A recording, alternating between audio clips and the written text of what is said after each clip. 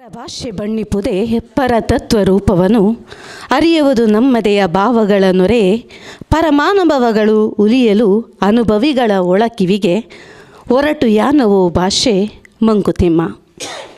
ಸಭಿ ಕೋ ಶುಭ ಮಧ್ಯಾಹ್ನ.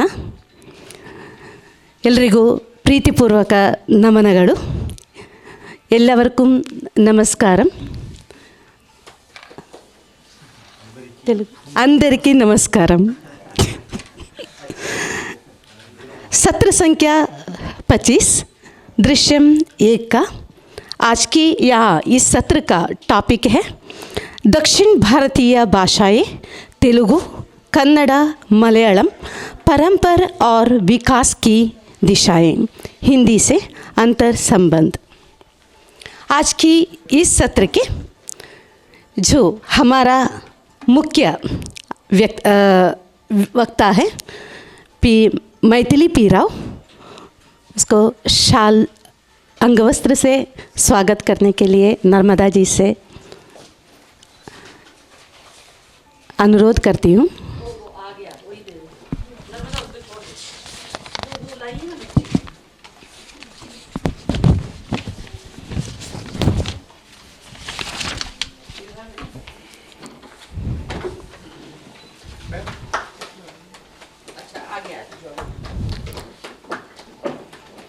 आज की इस सत्र की मुख्य अतिथि डॉक्टर मैथिली पी राव, मुख्य वक्ता. हमारे इस सत्र की मुख्य अतिथि राघवेंद्र श्रीवत्स जी.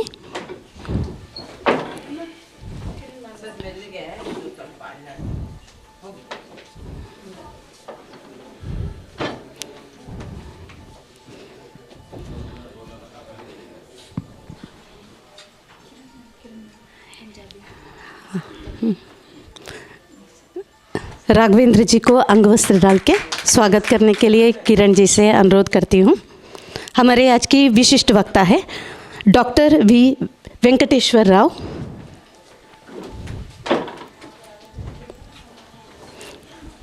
आपको मैं नर्मदा जी से अंगवस्त्र डाल के स्वागत करना चाहती हूँ.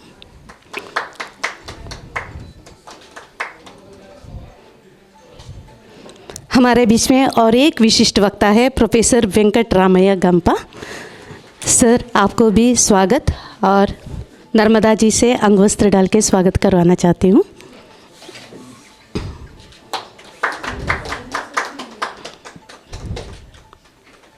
हमारा और एक विशिष्ट वक्ता है जी श्री दत्तन जी. किरण जी आपसे अंगवस्त्र डाल के स्वागत करवाना चाहती हूँ.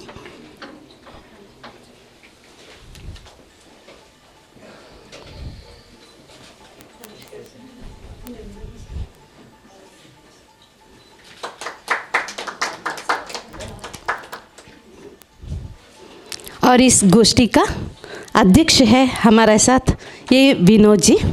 इसको भी मैं नर्मदा जी से वस्त्र डाल के स्वागत करवाना चाहती हूँ.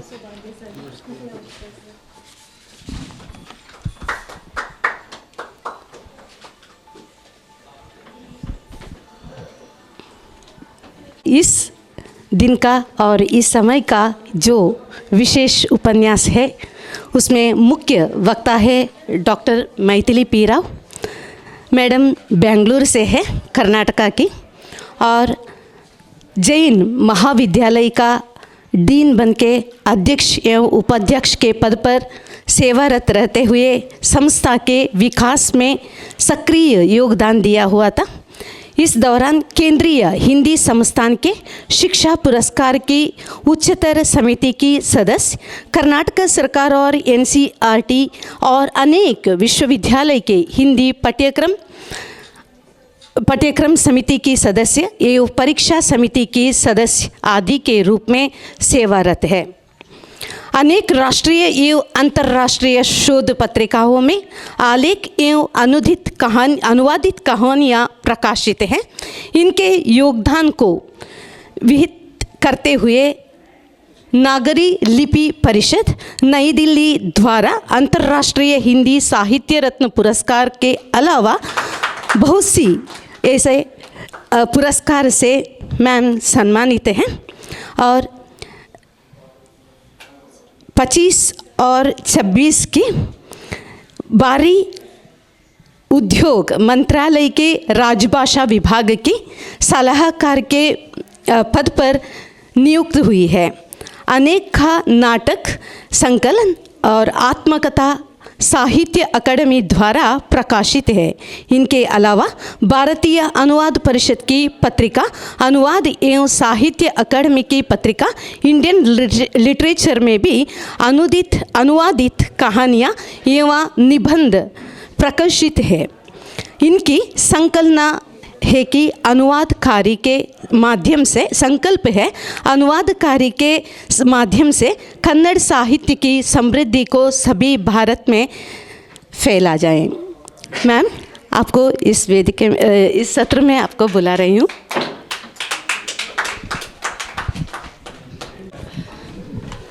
सुधा जी और नर्मदा जी को हृदयपूर्वक साधुवाद।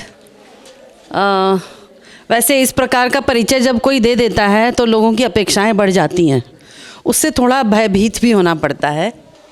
तो मैं पुनः प्रारंभ करूंगी अपने इस वक्तव्य को इस धन्यवाद ज्ञापन के पश्चात।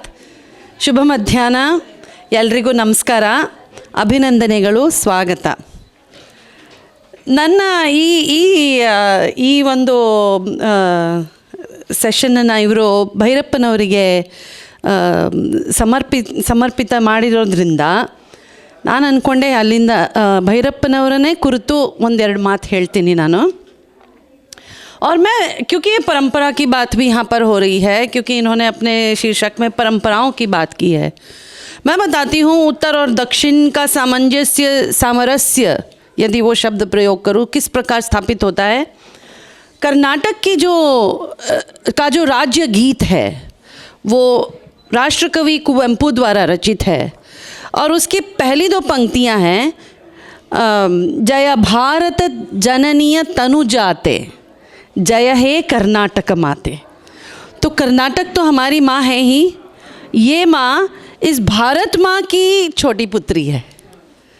इस प्रकार से एक भावनात्मक संबंध उत्तर और दक्षिण के बीच में हमारे ऋषि कवियों ने स्थापित किया है. और यदि 1950 में भी अगर आप सोचकर चलें कि इसका हमने सूत्रधार किया था और इसे स्वीकार किया था, तो आज हम 2025 में वही कर्नाटक थोड़ा बहुत भाषाई संवाद को लेकर जूझ रहा है. इस बीच में यदि वैश्विक हिंदी परिवार दिल्ली विश्वविद्यालय और इनके तत्वावधान में इस प्रकार का एक कार्यक्रम आयोजित होता है जहाँ पर यह मंच दक्षिण भारतीय भाषी मनीषियों के साथ, विद्वानों के साथ सुसज्जित होता है, तो ये अपने आप में एक बहुत बड़ी टिप्पणी होती है कि किस प्रकार इस देश में एक सामरस्य की स्थापना संभव है. मंच को पुनः अपना प्रणाम प्रदान करते हुए मंच के सम्मुख उपस्थित सभी विद्वज्जनों और श्रोताओं का स्वागत करते हुए मैं एक संक्षिप्त सिंहावलोकन प्रस्तुत करने का प्रयास करूंगी. भैरप्पा जी के व्यक्तित्व और कृतित्व को 5 या 6 मिनट में समेटकर प्रस्तुत करना किसी के लिए भी असंभव है. दुर्लभ मानुष जन्म है देह न बारंबार, तरवर ज्यों पत्ता जड़े बहुरी न लागे डार. कबीर दास की इस उक्ति को प्रायः कन्नड़ के ख्यात लेखक एस.एल. भैरप्पा ने आत्मसात करते हुए उसी आशय के साथ अपने जीवन एवं साहित्य की रचना की. पद्म भूषण एवं पद्मश्री जैसे सम्मानों के अलावा अनेक महत्वपूर्ण पुरस्कारों से सम्मानित भैरप्पा जी सिर्फ एक महान उपन्यासकार नहीं थे, वे एक सभ्यतागत विवेक थे, सिविलाइजेशनल विजडम. 1958 में पहली बार प्रकाशित उनका उपन्यास था भीमकाय. वहाँ से शुरुआत होकर भैरप्पा जी ने 5 दशकों में 24 से अधिक उपन्यास समर्पित किए हैं रचना संसार को.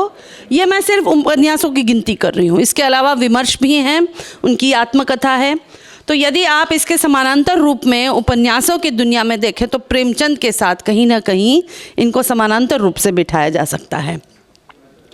कन्नड़ में लिखते हुए भी पूरे भारत से जुड़े वे उन दुर्लभ रचनाकारों में से एक हैं जिनका जीवन और साहित्य अविभाज्य है। अपनी सोच में महाकाव्य और भावना में अड़िग भैरप्पा जी एक ऐसी विरासत छोड़ गए हैं जो तब तक बनी रहेगी जब तक भारत खुद पर, स्वयं पर विचार करता रहेगा। जिस चीज़ ने उन्हें सबसे अधिक परिभाषित किया वह था उनका लेखन एवं चिंतन के प्रति ईमानदारी, अटूट, समझौता न करने वाली और पूर्ण। चाहे एक दशक के गहन शोध के बाद पर्व जैसे एक उपन्यास के माध्यम से महाभारत की फिर से कल्पना करना हो या आवरण में ऐतिहासिक कथाओं से निडर होकर प्रश्न करना हो, अपनी समझ के अनुसार सत्य को हमेशा प्रदर्शित और उल्लिखित किया है भैरप्पा जी ने। कथ्य और शिल्प के दृष्टिकोण से देखा जाए तो उनकी अदम्य चेतना का स्रोत उनके जीवन की कठिनाइयों ने गढ़ा है। उनकी आत्मकथा भित्ति उनके जीवन के इस दौर का दस्तावेज है। कर्नाटक के हासन जिले के संतेशिवरा नाम गांव में जन्मे भैरप्पा जी ने अपने प्रारंभिक वर्षों में गरीबी और अपमान सहा है। इस छोटे से गांव ने भैरप्पा और उनकी मां को प्लेग महामारी से जूझते हुए देखा। जीवन और उससे जुड़े प्रश्नों के प्रति जिज्ञासा का प्रारंभ भी वहीं से हुआ। उनके मां की मृत्यु, पिता की गैर जिम्मेदारी और पेट भरने के लिए रोजाना का संघर्ष भी उन्हें सीखने के रास्ते से रोक नहीं पाया। मतलब उन्होंने अपनी बीती आत्मकथा में लिखा हुआ है कैसे वो अगरबत्ती बेचा करते थे बसों में, और बहुत सारा इस प्रकार का एक संघर्षमय जीवन, प्रारंभिक जीवन ने उनके व्यक्तित्व और चिंतन को गढ़ा है और बहुत ही सकारात्मक रूप से गढ़ा है। कहीं पर भी उनके किसी भी लेखन में नकारात्मक या निषेधात्मक स्वर तक सुनाई नहीं देता है किसी को। संगीत, मिथकों, विश्वास प्रणालियों और मानवीय संबंधों की जटिल जाल की दुनिया, इस सांस्कृतिक विरासत ने उन्हें कहानियाँ दी जिन्हें उन्होंने उत्सुकता से अपने दोस्तों के साथ साझा किया। मैं किसी से अनुरोध करती हूँ कि यहाँ कक्ष के बाहर जो लोग खड़े हैं, कक्ष के बाहर खड़े लोग कृपया यहाँ से कहीं और जाकर चर्चा करें। नहीं, भेज दो उनको, यहाँ आवाज़ बहुत आ रही है। मतलब मैं तो क्लास में पढ़ाती हूँ, माइक भी नहीं होता है, 70 बच्चे होते हैं, पेट से निकालने में, आवाज़ निकालने में दिक्कत नहीं है, लेकिन ये भैरप्पा के बारे में बात कर रहे हैं, शांति से बोलना होता है। इस तरह के दो बौद्धिक ताकतों ने उनकी प्रारंभिक यात्रा को आकार देना शुरू किया। एक तरफ दर्शन की गहराई और बहस, और दूसरी तरफ कहानी कहने की कल्पना शक्ति। दर्शन ने उन्हें अस्तित्व के बारे में अपने गंभीर प्रश्नों से मोहित किया। उन्होंने शीघ्र ही समाज को दर्शाने वाली आकर्षक कहानियाँ गढ़ने की अपनी क्षमता को पहचान लिया। कन्नड़ साहित्य जगत भाग्यशाली है कि भैरप्पा ने एक दार्शनिक की जिज्ञासा और विश्लेषणात्मक कठोरता को बनाए रखा। अपने लेखन के शुरुआती दिनों में भैरप्पा ने खुद को एक साहित्यिक रचनाकार के रूप में देखा जो अपने समाज की कमियों को प्रकाशित कर सकता है।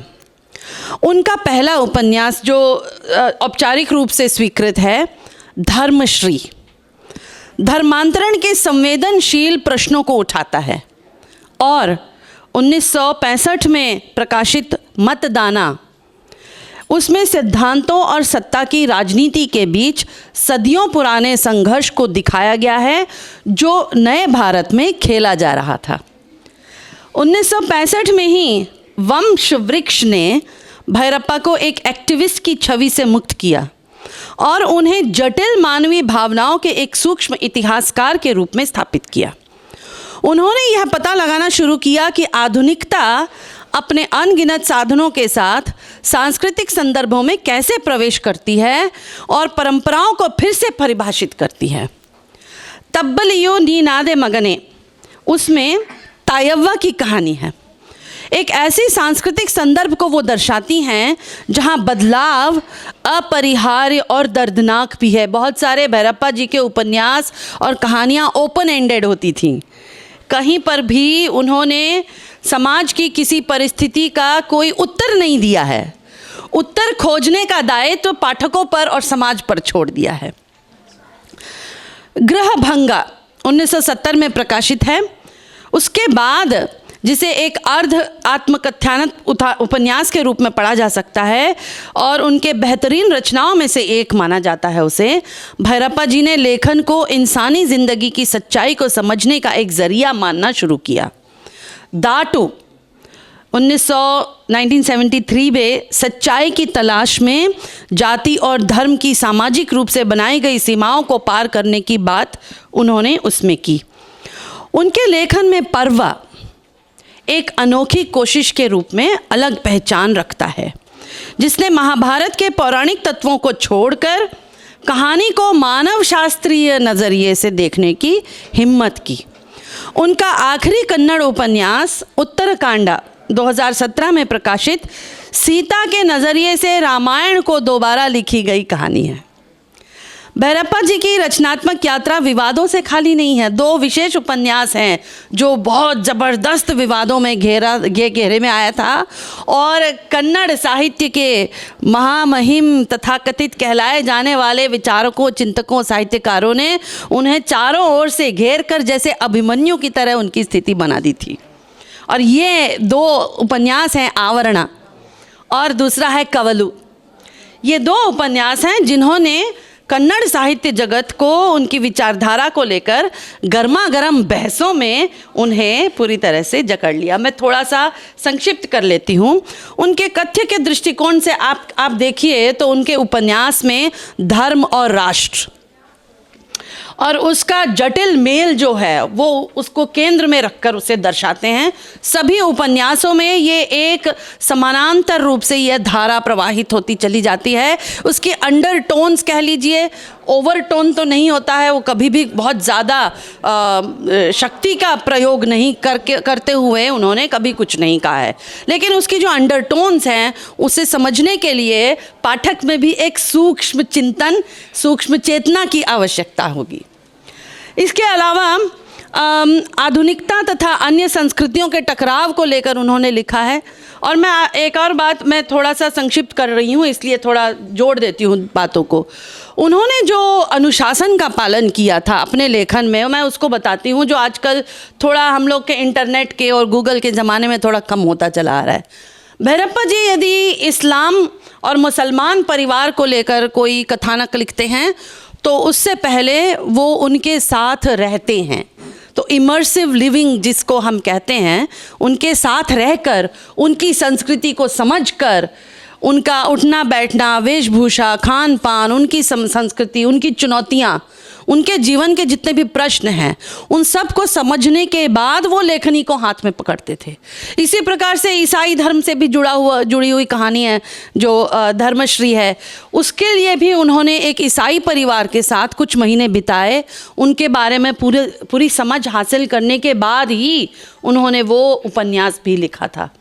महाभारत पर आधारित जो पर्वा उनका एक मैग्नम ओपस यदि आप कह सकते हैं, हाल ही में प्रकाश बेलवाड़ी जी ने उसका मंचन भी किया और 6 घंटे का नाटक था। आप मानेंगे नहीं, लोगों ने 4-4 हज़ार की टिकट खरीद कर वो नाटक देखा है। 6 घंटे का नाटक और एक ही ब्रेक बीच में मिलता है, उसमें बहुत इंटेंस है, वो बहुत ही ज़्यादा इंटेंस। आप मानेंगे नहीं, भैरप्पा जी, प्रकाश बेलवाड़ी जी और उसके पूरे समूह के साथ बैठकर उन्होंने एक एक छोटी से छोटी चीज़ को उन्होंने सूक्ष्म दृष्टिकोण से उसे अंकित किया, अपने विचारधारा प्रकट की। और उस हिसाब से तो आप सोच सकते हैं 85 वर्षीय व्यक्ति महीना भर ड्रामा कंपनी के साथ स्टेज पर बैठकर सुबह से शाम तक अपने ही नाटक के रूपांतरण को निर्देशित करता है। इसके लिए बहुत ही समर्पण त्याग और अनुशासन की भी आवश्यकता होती है, जो लगभग आजकल हम लोगों में बहुत कम होती है। हम लोग तो एक 30 मिनट के एक लेक्चर में भी बैठना हम लोगों के लिए थोड़ा कठिन ही हो जाता है। हम लोग रील्स के ज़माने के लोग हैं, तो कहाँ हम इतना समय किसी और चीज़ को दे पाएँ। मानवीय पर्व के माध्यम से उन्होंने मानवीय अपूर्णता को भी दर्शाया है।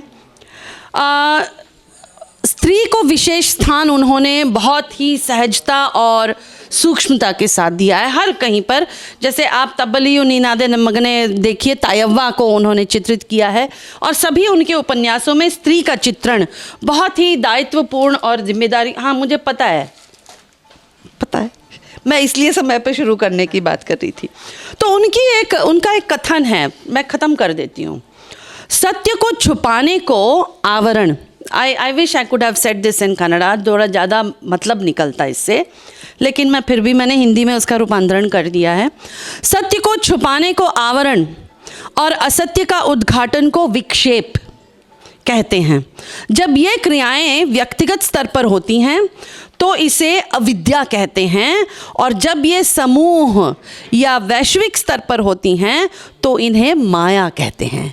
ये भैरप्पा जी की उक्ति है, और मैं अंत करती हूँ और कुछ अपने विचार प्रकट करती हूँ। भैरप्पा जी एक महज कहानीकार से कहीं अधिक एक दार्शनिक उपन्यासकार थे, जिनकी संपूर्ण साहित्यिक यात्रा सत्य की निरंतर खोज थी। उनके उपन्यास इतिहास, संस्कृति और मानव अस्तित्व की जटिलताओं और प्रश्नों का सामना करने के लिए बाध्य करते हैं, और हमें असहज वास्तविकताओं तथा धर्म और नैतिकता के शाश्वत प्रश्नों से जूझने के लिए विवश करते हैं। उनकी विरासत उनके पुस्तकों की बिक्री नहीं, क्योंकि आजकल तो बेस्ट सेलर सबसे पहले वही देखते हैं कि एयरपोर्ट के लाउंज में किसी पुस्तक की दुकान में कौन सी किताब आपको आकर्षित कर रही है। वो भैरप्पा जी कभी ना तो उसके पीछे दौड़े और ना ही कभी भी उससे कोई आशय प्रकट हुआ। तो उनकी विरासत उनके पुस्तकों की बिक्री में नहीं, बल्कि पाठकों से प्रश्न पूछने, गहराई से सोचने और बौद्धिक ईमानदारी के साथ जीवन जीने का जो साहस उन्होंने जगाया, उसमें भी निहित है। क्षणिक रुझानों और वैचारिक एक रूपता के इस युग में भैरप्पा जी एक ऐसे साहित्यिक दिग्गज के रूप में खड़े हैं, जिन्होंने अपने दृष्टिकोण से, अपने नैतिक दायित्व से कभी समझौता नहीं किया। उन्होंने विचार, भावना और सत्य का एक संपूर्ण ब्रह्मांड रचा, जो समय और भाषा की सीमाओं से परे है, एक सार्थक जीवन को प्रेरणा देता है। अंततः उनके उपन्यासों में अंत जानबूझकर अस्पष्ट और अनिर्णायक छोड़ा गया है, क्योंकि उनके अनुसार जीवन में मृत्यु ही एकमात्र अंत है। मुझे यह अवसर प्रदान करने के लिए आप सबका साधुवाद, और वैश्विक हिंदी परिवार दिल्ली विश्वविद्यालय को विशेष रूप से मेरा आभार। धन्यवाद। वैसे ही लिखा, वैसे लिखा जैसे ही जिया। हमारा पद्मश्री एस.एल. भैरप्पा जी को पुनस्मरण करते हुए जो मैथिली जी मैडम ने बात किया, थैंक यू मैम। आज की इस सत्र की मुख्य अतिथि है श्री राघवेंद्र सीताराम श्रीवत्स जी। मूलतः 7 सर्वोच्च न्यायालय विधिक सेवा समिति के लिए भी उल्लेखनीय कार्य किया है। कर्नाटका उच्च न्यायालय, हम्पी विश्व दारेहर क्षेत्र प्रबंध प्राधिकरण, उत्तर प्रदेश विधानसभा की और ऐसे ही बहुत सी कर्नाटका और भारत की विद्युत परियोजना एवं आपूर्ति कंपनियां, बेंगलुरु मेट्रो रेल कंपनियां आदि उनके सार्वजनिक संस्थानों का प्रतिनिधित्व किया है। उन्होंने महत्वपूर्ण विधि के सिद्धांतों से जुड़े अनेक रिपोर्टेड मामले में बाहर की है। कर्नाटका उच्च न्यायालय की पूर्ण पीठा के समक्ष हिजाब मामले में भी उन्होंने तर्क प्रस्तुत किया है। Legal dimensions of cyber space, भारतीय विधि संस्थान नई दिल्ली द्वारा प्रकाशित नाम का पुस्तक में ऑनलाइन कॉन्ट्रैक्ट्स विषय अध्याय का सहलेखन भी किया है।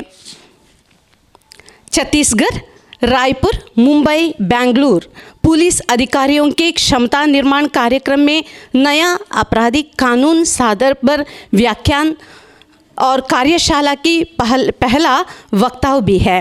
उन्होंने सर्वोच्च न्यायालय के फ्राइडे ग्रुप में भी संबोधन किया है और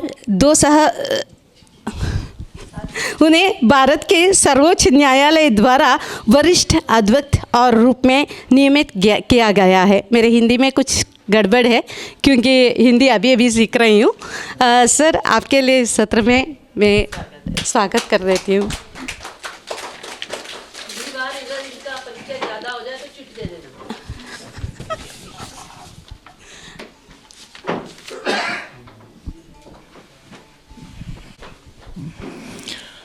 ಸುಲಿದ ಬಾಳೆಯ ಹಣ್ಣಿನಂದದಿ, ಕಳೆದ ಸಿಗುರಿನ ಕಬ್ಬಿನಂದದಿ, ಅಳಿದ ಉಷ್ಣದ ಹಾಲಿನಂದದಿ ಸುಲಭವಾಗಿರ್ಪ ಲಲಿತವಹ ಕನ್ನಡದ ನುಡಿಯಲ್ಲಿ ತಿಳಿದು ತನ್ನೊಳು ತನ್ನ ಮೋಕ್ಷವ ಗಳಿಸಿಕೊಂಡಡೆ ಸಂಸ್ಕೃತದಲ್ಲಿನ್ನೇನು।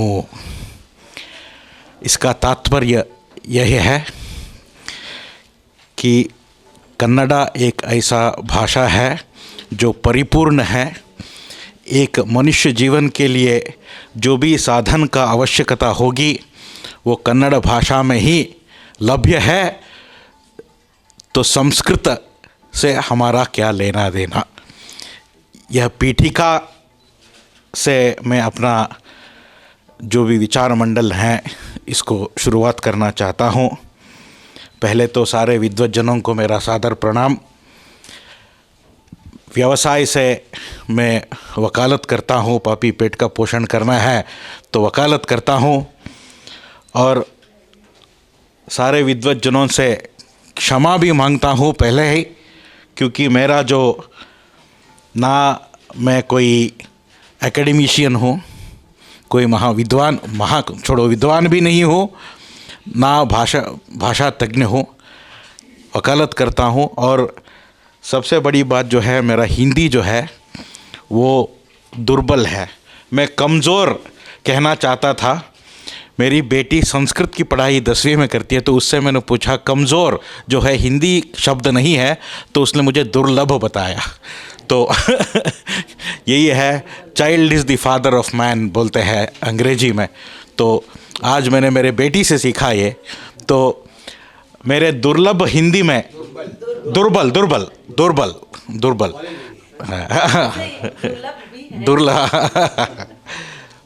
तो मेरे दुर्लभ हिंदी में जितना हो सके मैं अपना विचार प्रस्तुत करना चाहता हूँ। ये सत्र जो है स्वर्गीय श्री SL भैरप्पा जी को समर्पित है। डॉक्टर मैथिली राव ने सविस्तार SL भैरप्पा जी के बारे में विचार प्रस्तुत किए हैं और मैं बहुत कम विषय, बहुत केवल गिने चुने अंश SL भैरप्पा जी के बारे में मैं प्रस्तुत करना चाहता हूँ, क्योंकि उनके सारे उपन्यास ये कन्नड़दल्ली कादंबरी अंत, उसका अभी मुझे पता चला डॉक्टर मैथिली राव के भाषण से कि उसको उपन्यास कहा जाता है। मैं अपने लेखन में मैंने उसको for want of a better alternative मैंने उसको कथा लिखा था। कादंबरी कन्नड़दल्ली कादंबरी, it's a fiction, what you call a fiction in English. तो उनके सारे उपन्यासों के बारे में डॉक्टर मैथिली राव ने अपने विचार प्रस्तुत किए हैं। और उसी बात को थोड़ा सा आगे बढ़ाते हुए मैं भैरप्पा जी का कोई उपन्यास का प्रस्ताव, 2 उपन्यासों के बारे में उन्होंने ही जो लिखा है मैं यहाँ रखता हूँ आपके सामने। नाने के बरियुत्ते ने, इसका तात्पर्य यह है मैं क्यों लिखता हूँ। SL भैरप्पा जी का एक संकलन है उनका लेखनों का, उसका शीर्षक है नाने के बरियुत्ते ने, मैं क्यों लिखता हूँ। उसमें वो क्यों अपने विचारों को उपन्यासों के रूप में क्यों ऐसे प्रकट किया इसके खोज में वो अपने आप को और बहुत ही सरल रूप से और बोलते हैं कि साहित्य और लेखन का जो उद्देश्य है ये समाज को सुधारने का नहीं है। भैरप्पा जी स्पष्ट रूप से कहते हैं कि एक लेखन या साहित्य के उद्देश्य जो है वो सत्यान्वेषण है।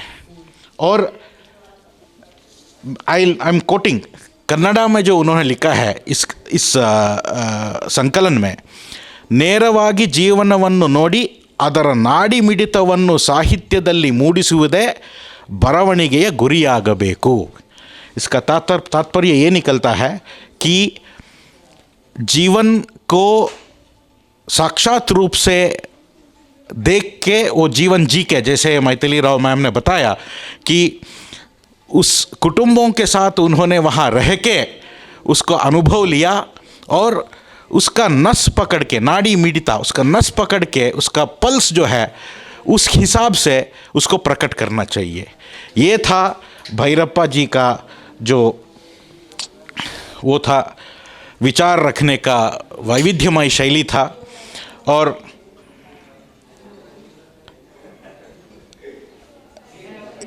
भैरप्पा जी को प्रणाम करते हुए आगे बढ़ता हूँ। कल इस कार्यक्रम के संयोजक डॉक्टर सुधा कुमारी जी ने मेरे से पूछा कि आपका जो टॉपिक है वो ज़रा बताइए। मैंने कहा टॉपिक जो है आपने जो मुझे दिया है वही मेरा टॉपिक होगा। आपने लिखा था परंपरा, विकास की दिशाएं और हिंदी से अंतर संबंध, तो उसी के बारे में मैं कुछ बातें बताना चाहता हूँ।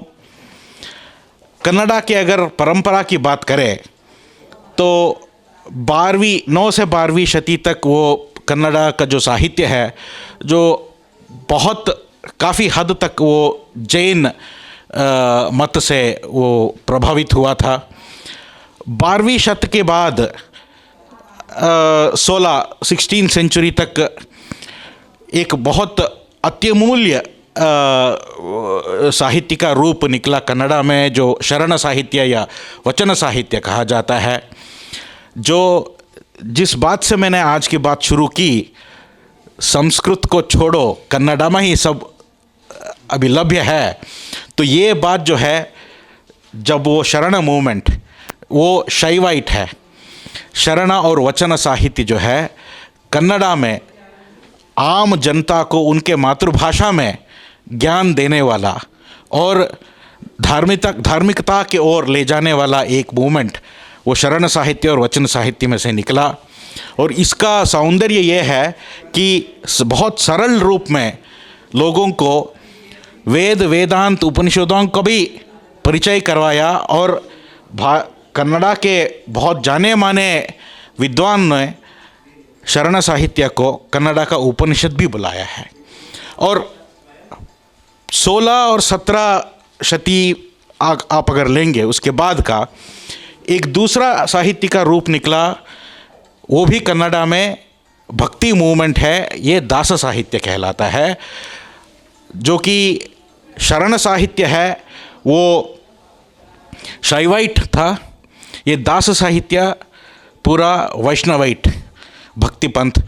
इसके झलक आपको महाराष्ट्र में भी दिखेंगे जो संत मूवमेंट में आया था।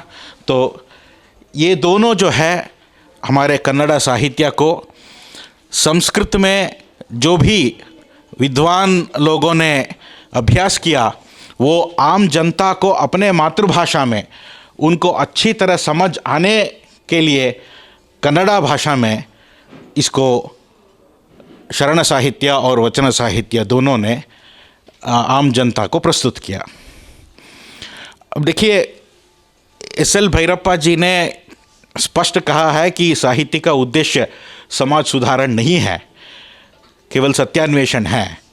और उन्होंने एक और बात कही है जो मैं भूल गया बोलना, उसी संकलन में लिखा है कि साहित्य जो है एक सामाजिक क्रांति का कारण नहीं हो सकता, लेकिन एक सामाजिक क्रांति में साहित्य एक वेगवर्धक, एक कैटलिस्ट हो सकता है। ये बहुत बड़ी बात है। तो ये यूनिटी इन डाइवर्सिटी, जो विविधता है, भैरप्पा जी ने अपने उपन्यासों के हिसाब से सारे अपने बात रखी और उन्होंने साफ कह दिया कि समाज सुधारण नहीं है। लेकिन बाकी का जो आप देखेंगे ये सब सद्विचार और धार्मिकता के ओर जनता को बढ़ाना, उस दिशा में ये साहित्यिक रूप काम किए थे। और आधुनिक कन्नड़ा की अगर हम बात करेंगे, कुछ ज़्यादा समय नहीं है और मैं केवल एक दो उदाहरण दूंगा। इसी दिशा में जो धार्मिकता और उसमें बात हुई, डीवी गुंडप्पा, DVG बोलते हैं उनका मंकुतिम्मन कग्गा, उसको कन्नड़ा का भगवत गीता भी माना जाता है। तो उसी दिशा में, लेकिन उनका जो कन्नड़ा है वो क्लिष्ट है, सरल नहीं है, लेकिन उसी दिशा में उन्होंने काम किया। और ये साहित्य, कविता, ये छोड़ के अगर थोड़ा सा हट के अगर हम विचार करें, ये जो अनऑर्थोडॉक्स स्टाइल के राइटिंग है, तो 20वीं शती में एक महान नाटककार, उनका जो आप क्या कहते हैं, उनका जो फोर्टे था वो हास्य रस था, TP कैलासम। वो त्यागराज परमशिवायर कैलासम, उनका मातृभाषा तमिल था। उनके पिताजी जस्टिस परमशिवायर थे, लेकिन उनका भाषा, मातृभाषा तमिल था, लेकिन कन्नड़ा में उन्होंने इतने सारे नाटक, ना केवल नाटक, कविताएं, विमर्शा सब प्रस्तुत किए और पूरा अनऑर्थोडॉक्स स्टाइल में, क्योंकि वो आम जनता की रुचि में आए।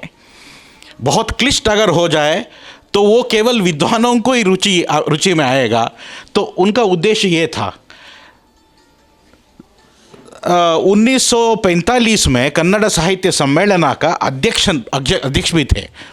उनका नाटककार थे, ना केवल कन्नड़ा में, अंग्रेजी भाषा में उन्होंने बहुत अच्छा सा वो किया है। अब देखिए, ये जो एक भाषा का दूसरे भाषा से जो अंतर संबंध और वो जो इंटर कनेक्टिविटी होता है, उनका तावरे करे करके एक नाटक है।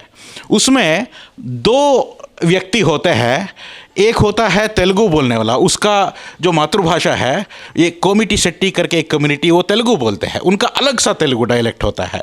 और एक होता है एक नडाफ करके एक मुसलमान होता है। दोनों इन्होंने अपने नाटक में उनके जो डायलेक्ट है उसी भाषा को कन्नड़ लिपि में लिख के ये समझाया है।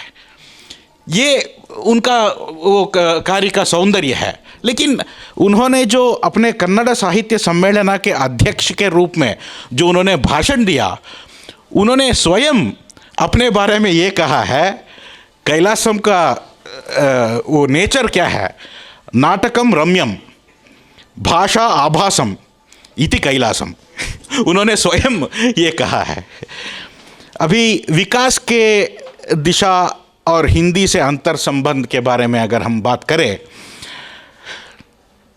देखिए आजकल मीडिया में, और सारे आप डिजिटल मीडिया हो, प्रिंट मीडिया हो, जो सारे प्रादेशिक भाषाओं का उपयोग हो रहा है, जो जर्नलिस्ट यूज़ कर रहे हैं, वो अशुद्ध भाषा यूज़ हो रहा है। मैं एक उदाहरण आपको दूंगा।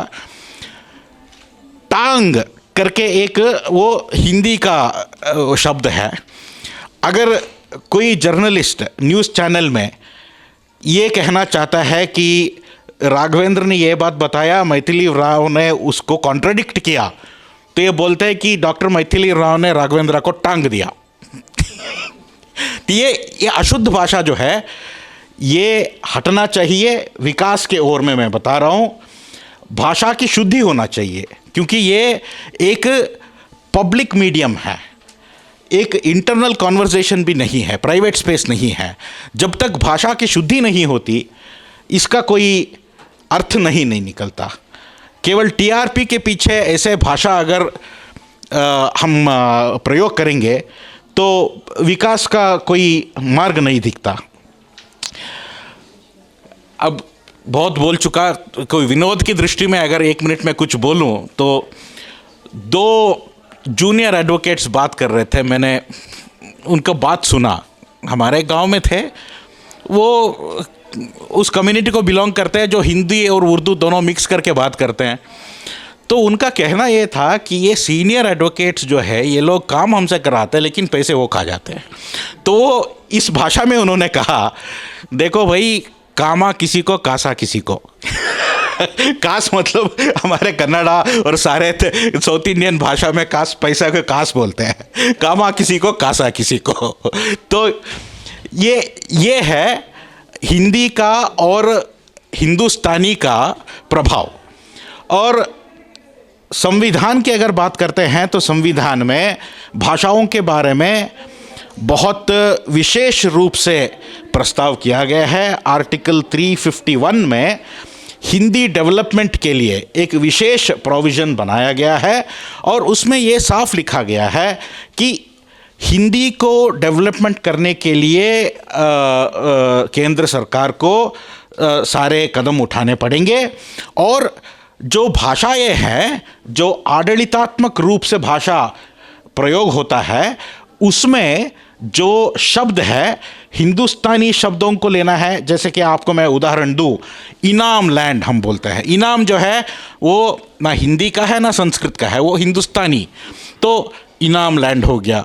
और ये अगर कोई ज़मीन है वो किसी का ओनरशिप में नहीं है, उसको खराब बोलते हैं, वो सरकार को बिलोंग करता है। तो ये सब जो है, लेकिन संविधान में ये प्रोविज़न है, आर्टिकल 351 में लिखा है। और उसके बाद वो बोलते हैं कि आप संस्कृत से सारे शब्द लीजिए, उसके बाद जो बाकी 22 भाषा संविधान में लिखा गया है उन भाषाओं से लीजिए। ये संविधान का प्रोविज़न है। और विकास के बारे में मैं अगर बात करूं तो मेरा ये by firm belief, I am convinced about this, और इसके बारे में मैंने लिखा भी है कि जो न्यायालय के कलाप होते हैं वो प्रादेशिक भाषाओं में होना चाहिए। जो सर्वोच्च न्यायालय है, सुप्रीम कोर्ट, आर्टिकल 348(1) के हिसाब से वहाँ का जो प्रोसीडिंग्स है सारे अंग्रेजी में लिख लेंगे जब तक संसद में कोई कानून ना बनाया जाए। लेकिन वह जो है, जो सारे हाई कोर्ट्स में जो उच्च न्यायालय हाई कोर्ट्स है, हाई कोर्ट्स के लिए ये नियम लागू नहीं होता। हाई कोर्ट्स में अब देखिए, हमारे अनुभव के हिसाब से मैं बता रहा हूँ, उत्तर भारत के जो जितने न्यायालय हैं, ना केवल अधीन न्यायालय डिस्ट्रिक्ट लेवल तक की नहीं, उच्च न्यायालय हाई कोर्ट्स में भी हिंदी में वार्तालाप होती है और सारे ऑर्डर्स और जजमेंट वो भी हिंदी में निकलते हैं। लेकिन साउथ इंडिया में इसकी कमी है। मैं ये कह सकता हूँ कि कर्नाटका, पहले मैसूर था हाई कोर्ट, अभी कर्नाटका है, अभी तक केवल 2 जजमेंट कन्नड़ा में लिखे गए हैं कर्नाटका हाई कोर्ट में। एक 20 साल पहले आया था और एक जजमेंट जस्टिस कृष्णा दीक्षित साहब ने पिछले साल दिया। 2 जजमेंट छोड़ के अभी तक कन्नड़ा में कोई जजमेंट कर्नाटका हाई कोर्ट से नहीं आया है। तो ये जो आर्टिकल 348 में प्रोविज़न है, इसके बारे में सारे लोगों का एक अभियान होना चाहिए, क्योंकि जब तक प्रादेशिक भाषा में, अपने मातृभाषा में वार्तालाप और पूरा कार्य नहीं चलता, आम जनता को वो न्याय का महसूस, मैं क्षमा चाहता हूँ, मैंने ये इसका शुद्ध भाषा क्या होगा आप बताएंगे महसूस का। तो एक आखिरी बात मैं कह के मैं अपना संपूर्ण करता हूँ। ये जो अंतर संबंध जो आपने जो शीर्षक दिया है मुझे, इसके बारे में एक उदाहरण मैंने कल डॉक्टर मैथिली राव से जब मेरी बात हुई तो मैंने उनको बोला, एक प्रैक्टिकल एग्जांपल मैं दे देता हूँ। हुब्बಳ್ಳಿ कर्नाटक का एक सिटी है, उत्तर कर्नाटक के, और वहाँ के जो कन्नड़ा प्रयोग होता है उसमें काफ़ी सारे हिंदी वर्ड जुड़ गए हैं, हिंदी मराठी ये सब जुड़ गए हैं।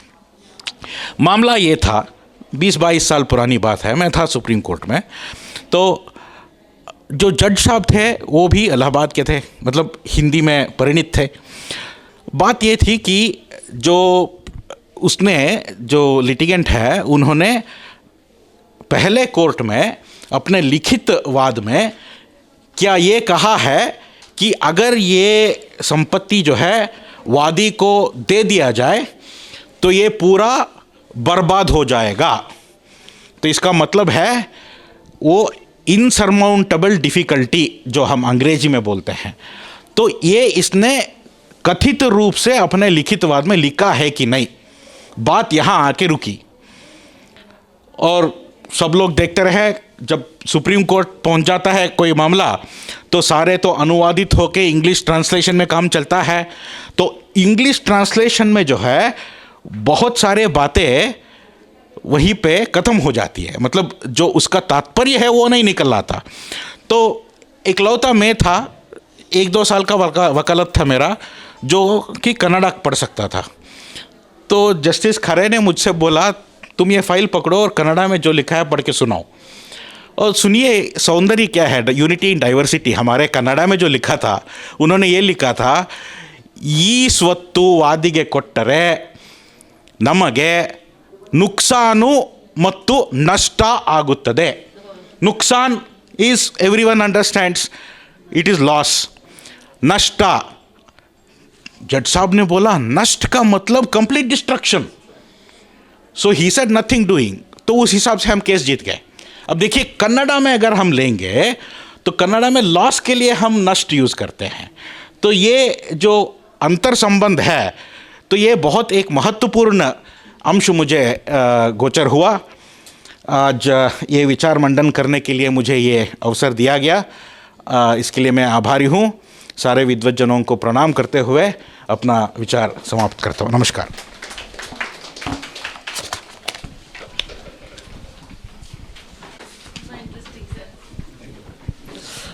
अब हमारे अगले विशिष्ट वक्ता के रूप में doctor V Venkateshwar Rao sir हैं।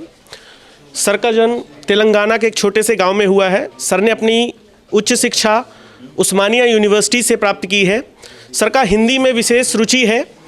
सर ने सिंडिकेट बैंक में एज अ राजभाषा सहायक के रूप में 33 वर्ष कार्य किया। सर की कुछ उल्लेखनीय पुस्तकों में है हिंदी पढ़ें हिंदी लिखें, आइए प्रांतीय भाषा में बात करें। अन्य सर को कई पुरस्कारों से नवाजा गया है और सर का जो वक्तव्य है बहुत सारे राष्ट्रीय और अंतर्राष्ट्रीय कॉन्फ्रेंसेस में सर ने अपना विषय रखा है। मैं सर से अनुरोध करूंगा कि सर आएं और अपना विषय रखें।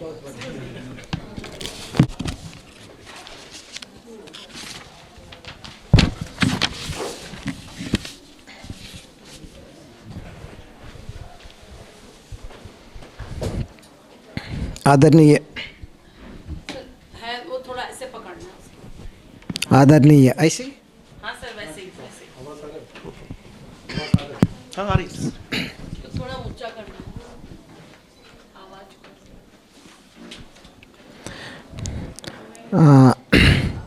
आज के इस सत्र के अध्यक्ष महोदय आदरणीय विनोद जी और मंचासीन सभी वक्तागण और यहाँ उपस्थित सभी भाषाविद और छात्र, अभी 2 वक्ताओं से हमें बहुत ही विद्वत्तापूर्ण वक्तव्य हमने सुना है। बहुत ही रोचक वक्तव्य रहा है और मेरा विषय भी रहा है दक्षिण भारतीय भाषाओं के संबंध में ही। मेरी मातृभाषा तेलुगु है, तो इसलिए तेलुगु भाषा, उसका विकास, उसकी परंपरा और हिंदी भाषा के साथ उसका अंतर संबंध, इस पर मैं संक्षेप में कुछ बताना चाहूँगा। मैं सबसे पहले पद्मश्री भैरप्पा साहब का मैं सादर नमन करता हूँ।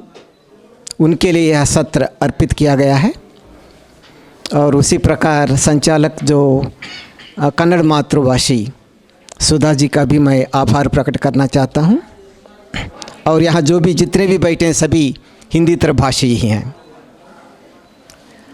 जहाँ तक जो तेलुगु भाषा का इतिहास है, तेलुगु भाषा की परंपरा है, तेलुगु भाषा को इटालियन ऑफ द ईस्ट कहा जाता है। एक इटालियन जो यात्री निकोला डी कोंटी उन्होंने इसको इटालियन ऑफ द ईस्ट कहा था, क्योंकि उस समय यूरोप के इटली की जो भाषा है और जो तेलुगु की जो भाषा है उसमें व्याकरण के रूप से और उच्चारण के रूप से कुछ समानता है, उसको ध्यान में रखकर इस प्रकार उन्होंने कहा था। और उसी प्रकार तेलुगु राज्य के जो सम्राट श्री कृष्ण देव राय, विजयनगर सम्राट के श्री कृष्ण देव राय ने कहा था, वे भी एक बहुप्रसिद्ध साहित्यकार थे, राजा भी थे, और उन्होंने तेलुगु को देश भाषलंदु तेलुगु लस्सा इस प्रकार कहा था तेलुगु में। इसका मतलब देश की सभी भाषाओं में तेलुगु सर्वप्रिय है, सर्वोपरि है। इस प्रकार उन्होंने तेलुगु के बारे में कहा था। जिस प्रकार कन्नड़ को कन्नड़ कस्तूरी कहा जाता है, और हर एक भाषा की अपनी अपनी विशेषता है। और इसके अलावा जो तेलुगु की प्राचीन साहित्य और तेलुगु की संस्कृति और तेलुगु का इतिहास को देखकर, तेलुगु का इतिहास लगभग 2000 वर्षों का रहा है, और हिंदी का तो हम 1000 वर्ष का इतिहास हम लेते हैं, जबकि सबसे ज़्यादा प्राचीन भाषा हम तमिल को मानते हैं, और तेलुगु का भी 2000 वर्षों का इतिहास रहा है। और इसका विकास 15वीं शताब्दी से अधिक पाया जाता है। तो इस प्रकार की इस भाषा की जो महत्ता और प्राचीनता को देखकर भारत सरकार ने भी 2008 में इसको क्लासिकल लैंग्वेज में, शास्त्रीय भाषाओं में इसको स्थान दिया है, और अब तक जो 11 भाषाओं को शास्त्रीय भाषाओं का स्थान मिला है। और इसका जो जहाँ तक जो आंध्र प्रदेश या तेलंगाना जो तेलुगु राष्ट्र हैं, ऋग्वेद में भी महिदास ऐतरेय, तो उन्होंने ऋग्वेद में ऐतरेय ब्राह्मणम का एक जो रचना थी, उसमें सबसे पहले आंध्र शब्द का उल्लेख किया गया था। इस प्रकार कहा जाता है, हमने तो पढ़ा नहीं है, फिर भी इस प्रकार का उल्लेख मिलता है। सबसे पहले आंध्र शब्द उस जो ऋग्वेद में ऐतरेय ब्राह्मणम इसका प्रयोग किया गया था। और इसके बाद वाल्मीकि महर्षि जिन्होंने महाभारत लिखा था, तो उसमें कहा जाता है कि 5 बार आंध्र शब्द का उल्लेख किया गया था। तो कहने का मतलब यही है कि जो आंध्र प्रांत तो जो तेलुगु भाषा से संबंधित है, तो तेलुगु भाषा से संबंधित मूल पुराणों में भी कई सालों से पहले इसका उल्लेख हमें मिलता है।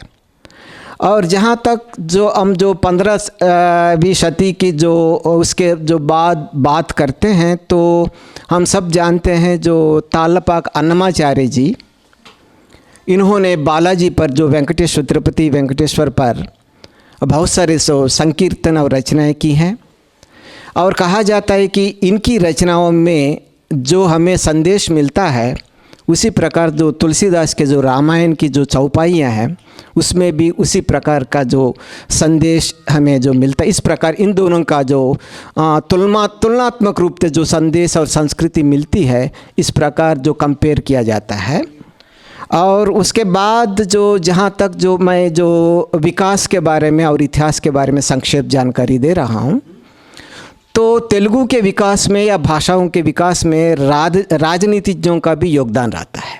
ऐसा ही नहीं है केवल साहित्यकार ही भाषा के विकास में योगदान देते हैं, केवल भाषाविद ही भाषा के विकास में योगदान देते हैं। जब तक जो राजनीतिज्ञ जो शासन करते हैं और उनका भी योगदान नहीं रहता विकास के बारे में, भाषा के विकास के बारे में, तो हम आगे बढ़ नहीं पाएंगे। तो इसके 1-2 उदाहरण मैं देना चाहूँगा।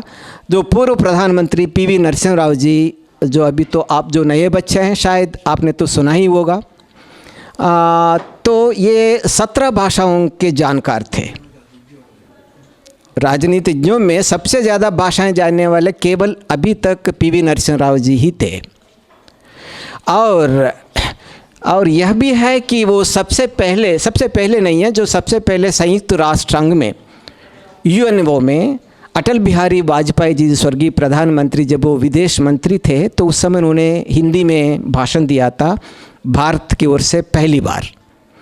और उसके बाद दूसरी व्यक्ति थे जो तेलुगु प्रांत से PV नरसिम्हा राव जी, उन्होंने जो यूएनओ में तेलुगु में भाषण दिया था, ये भी एक उल्लेखनीय बात है।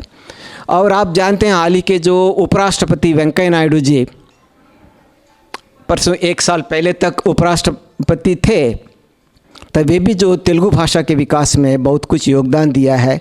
वे हमेशा कहा करते हैं कि जो आंचलिकता जो है, जो विलेजेस में जो हम शब्दों का प्रयोग करते हैं, वाक्यों का प्रयोग करते हैं, उनको कभी ना भूलें, अपनी मातृभाषा कभी ना भूलें, अपने जो मातृभाषा से जुड़े, अपने जो गाँवों से जुड़े शब्दों को कभी ना भूलें और अपने एक्सेंट को कभी ना भूलें, क्योंकि हम एक्चुअली जो हम डेवलप हो गया बोल के अपनी भाषा को ना भूलें, इसके पक्ष में वो हमेशा जो कहते रहते हैं। और दूसरी एक बात कहना चाहता हूँ, जो यार्लगढ़ लक्ष्मण नारायण जी हैं अभी भी, और वे भी जो संसदीय राज्यसभा के सदस्य थे और parliamentary committee of official language उसके भी उपाध्यक्ष रहे।